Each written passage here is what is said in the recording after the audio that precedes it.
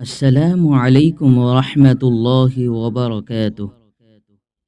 কিরামান কাতিবিনা, সম্মানিত লেখকবৃন্দ।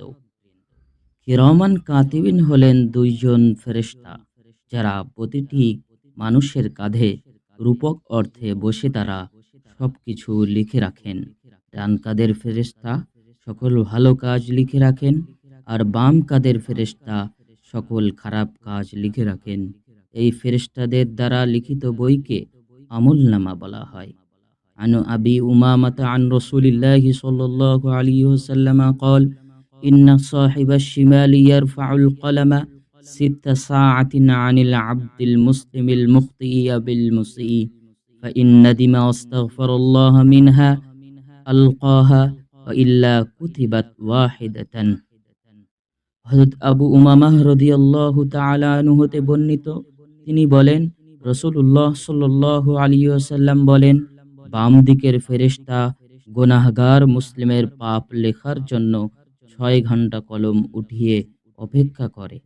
যদি এ সময়ের মাঝে সে লজ্জিত হয় বা ক্ষমা প্রার্থনা করে, তাহলে তা লিখে না, অন্যথায় একটি পাপ লেখা হয়।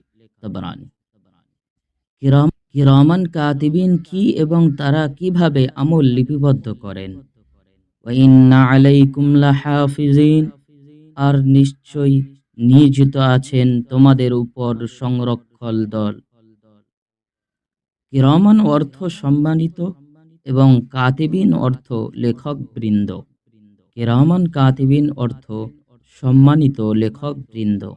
প্রচলিত ধারণাতে কিরামান কাতিবিন মানুষের দুই কাঁধে অবস্থিত আমল লিপিবদ্ধকারী ফেরেশতাদেরকে বোঝায়। পবিত্র কোরআনে আল্লাহ বলেন, স্মরণ রেখো, দুজন ফেরেশতা মানুষের ডানে ও বামে বসে তার কাজকর্ম লিখে রাখে। মানুষ যে কথাই উচ্চারণ করে তা লিখে রাখার জন্য তারা তৎপর। প্রহরী তাদের কাছেই রয়েছে। সূরা কাফ আয়াত নম্বর 17 ও 18। যদিও তোমরা বিচার দিনকে স্বীকার করো না, তবুও তোমাদের লক্ষ্য রাখার জন্য আছে কিরামান কাতিবিন। ওরা জানে তোমরা যা করো। সূরা ইনফিতার।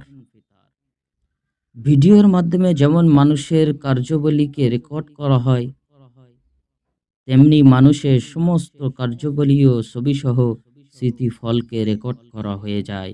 ফলে পরবর্তীতে যে কোনো প্রয়োজনে মানুষের প্রতিটি কর্মের সচিত্র ঘটনাবলী দেখা যায়। মানুষ তার ছেলেবেলার ঘটনার স্মৃতিকে স্মরণ করতে পারে। তাছাড়া নফসের সুকর্ম ও কুকর্মের বিবরণসমূহ ছবিসহ আত্মার স্মৃতিফলকে লিপিবদ্ধ হয়ে থাকে।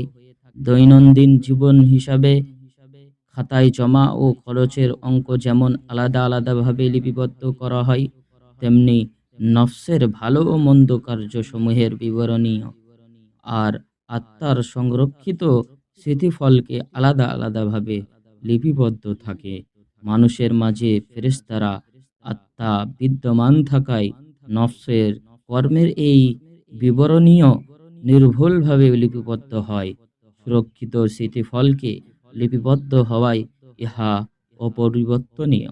মানুষের মাঝে বিদ্যমান ফেরেশতার আত্মা আলাদা আলাদাভাবে পাপ এবং পুণ্যের বিবরণীয় লিপিবদ্ধ করে, অর্থাৎ তা আত্মার স্মৃতিফলকে সংরক্ষিত হয়। পবিত্র কোরআনের ভাষায় মানুষের মাঝে অবস্থিত ফেরেশতার আত্মাকে সম্মানিত লেখক বলে আখ্যায়িত করা হয়েছে। আল্লাহ পাক রব্বুল আলামিন আমাদের সকলকে দ্বীনের সহিহ বুঝ দান করুন। ওয়া আখির দাওয়ানা আনিল হামদুলিল্লাহি রাব্বিল আলামিন। আসসালামু আলাইকুম ওয়া রাহমাতুল্লাহি ওয়া বারাকাতুহু।